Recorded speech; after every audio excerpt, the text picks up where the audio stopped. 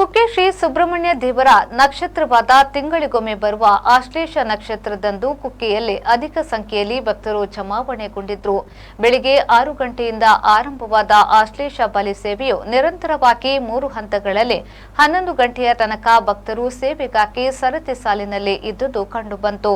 ಇತ್ತ ನಾಗಪ್ರತಿಷ್ಠೆ ಮಂಟಪದ ಎದುರುಗಡೆ ನಾಗಪ್ರತಿಷ್ಠಾ ಸೇವೆಗೈದ ಭಕ್ತರು ಅಂಗಣದ ಉದ್ದಕ್ಕೂ ಕುಳಿತಿದ್ರು.